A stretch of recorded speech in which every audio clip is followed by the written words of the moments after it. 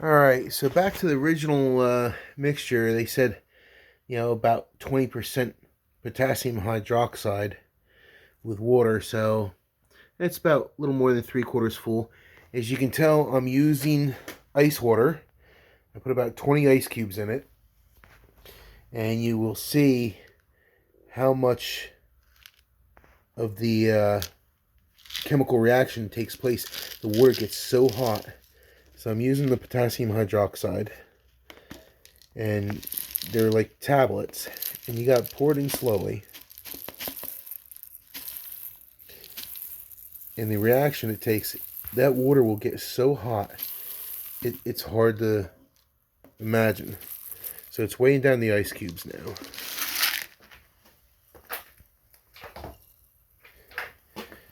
I'll screw the lid on it. And you just do a little at a time. And you can hear the reaction.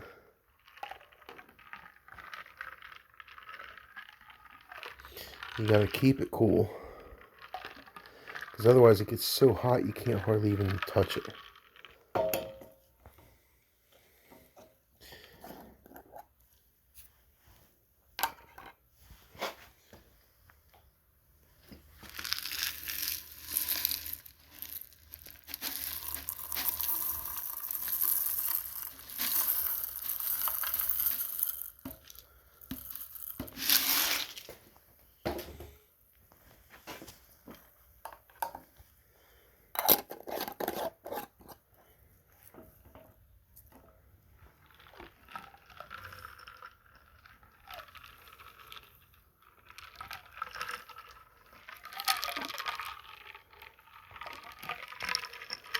It's starting to melt pretty rapidly now. Now the lid is actually hot. The water's staying cold, so if you do this in a plastic bottle, you feel it a lot quicker.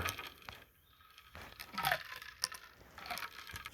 mean, it's melting so fast. I mean, there's only like 2 or 3 ice cubes left.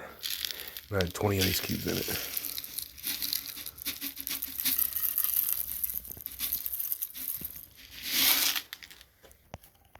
The potassium hydroxide is the catalyst that you got to mix with the water. So when you apply the voltage, it creates the hydrogen gas. So all in all, this didn't take but a minute, and all that ice is completely melted. Now the last batch I made, it got so hot I couldn't even hold on to it hardly, because of the reaction it had. So I'm just going to let it sit and let it clear out a little bit, and then I'll pour it in the canister, and then we'll do another test run on it. It's ready to be filled up. Alright, it's stabilized a bit, so it's time to put some in the unit. So we'll pour some in.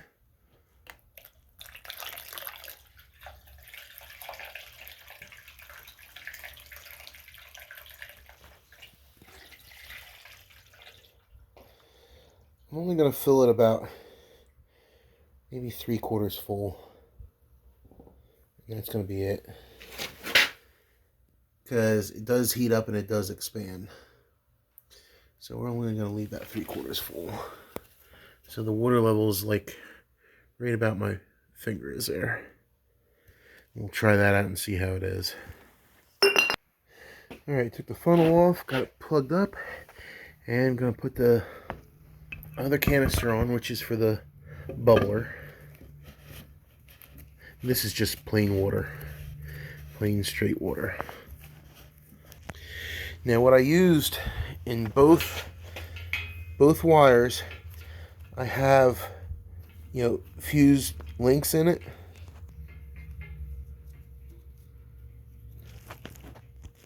But I don't have regular fuses in them. These are circuit breaker fuses that when they trip, they reset themselves. They're auto resetting, because there will be a resistance when you apply the voltage to the canister. So having regular fuses in there, they do pop. So by doing with a circuit breaker, it allows it to reset itself. Okay, we got the cables hooked up. It's just primitive for now, just to see how it works. Got my test battery here, and we're gonna hook it up, and then start watching the reaction here. So we got 0 pounds pressure. We'll hook it up here, and here it is. It's starting to bubble right away. So that's the reaction taking place by applying voltage to the stainless steel plates.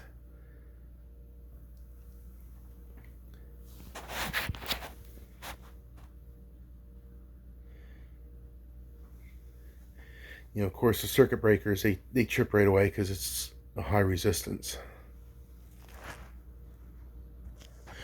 Okay, so one circuit breaker was bad, but the other one's working fine. This one here is working fine. And you can hear it clicking. The other one just didn't reset, so that's a bum one. It happens from time to time. You get a bad part. So as it applies voltage, it keeps tripping occasionally.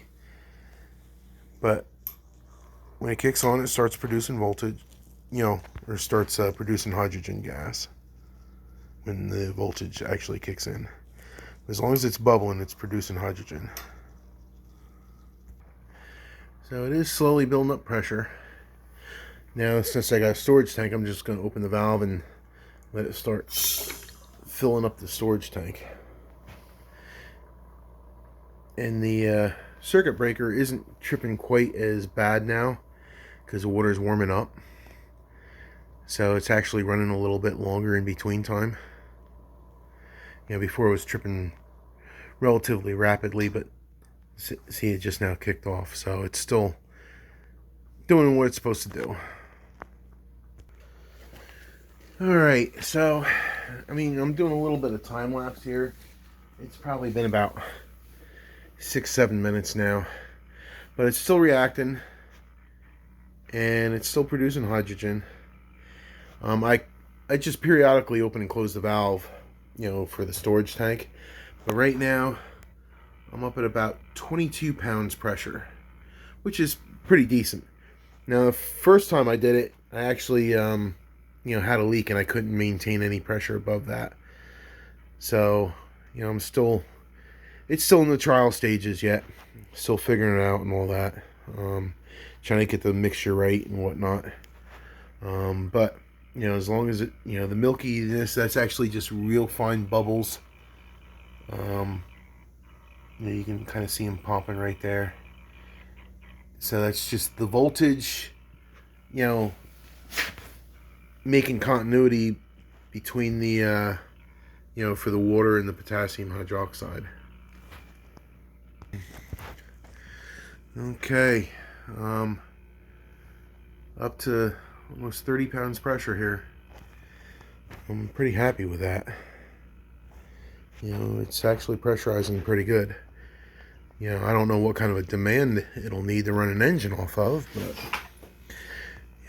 I'm sure I'll figure it out. But yeah, it's actually up to 31, almost 32 pounds pressure right now. It's only been about 30 seconds. Oh, now the relay just kicked off, so it's got to cool down a little bit, which is fine. But it's taking a lot longer in between tripping on and off now, so I'm okay with it. It's actually doing what it's supposed to do. And it's just running straight 12 volts. Okay, it's still working pretty good. I think my battery's getting a little low in voltage, but we can kind of get the idea anyway. But we're up to about 40 pounds pressure. It's still bubbling and producing hydrogen. And that's just using plain water and potassium hydroxide.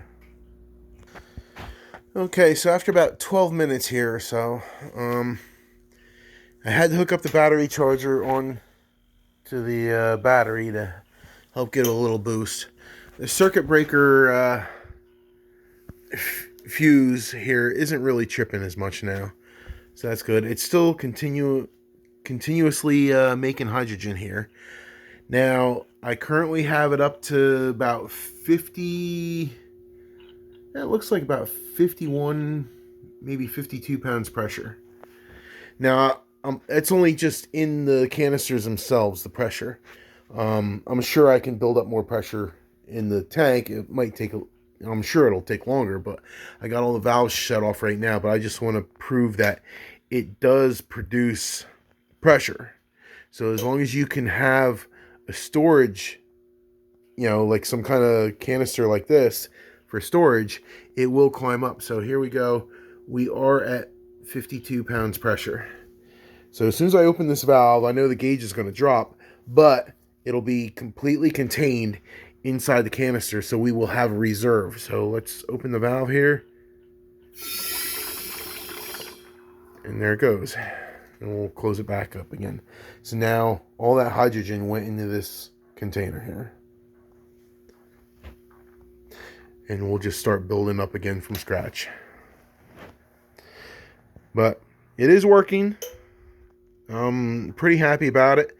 I still got to do a little tweaking yet, but it is kind of doing what I wanted to do. So I'm okay with it. For now. I still gotta, we'll hook it up and we'll fill up a jug with some hydrogen. We'll see what it does in a little bit here. And prove a point that you can make hydrogen gas out of just water, pretty much. All right, so I'm into a little over an hour right now. We're still producing hydrogen, still having the reaction on the voltage. I haven't done a tank dump with a valve in a while, but as it stands right now, probably since about half an hour or so since I did it, I'm up to about 60 pounds, maybe a little hair over 60 pounds pressure just with the canisters. So it does produce pressure. I'm not sure how long I have to have it going for to produce enough pressure in the tank itself, but it is feasible to create enough pressure to be able to do something with it. So what are we at? We're probably about 61, 62 pounds pressure. So it is working. Let's do a dump and see what happens here. Obviously the pressure will drop when I fill up the tank, but so after a couple dumps in the tank, I have probably about 8 pounds pressure in the tank itself. So it's definitely doing something here. So what I'm going to do is I'm going to take this jug right here, this ice gallon jug, and I'm going to fill it up with hydrogen. And we're probably about 8 pounds in the tank itself, and we'll just see what happens here. So I'll put it to the bottom of the jug here, and then we'll open it up and we'll fill it up with some hydrogen here. I'll have to put on pause here real quick to let's see here.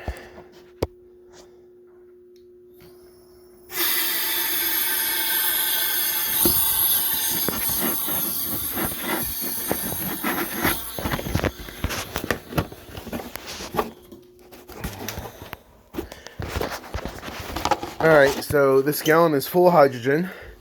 We're going to do this in live time right now. And I have a fire going. And we're going to see what happens when we throw this gallon jug on the fire. Alright, let's see what happens here. Got the gallon jug filled with hydrogen. I got a fire going. We'll see what we got here. Alright, stand back.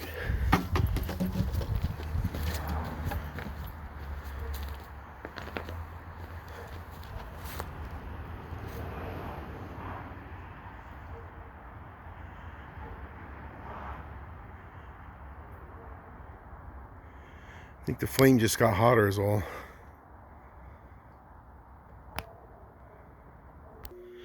Well, I should have used a stronger container because it just hissed and leaked out. But I'll try a different container later on.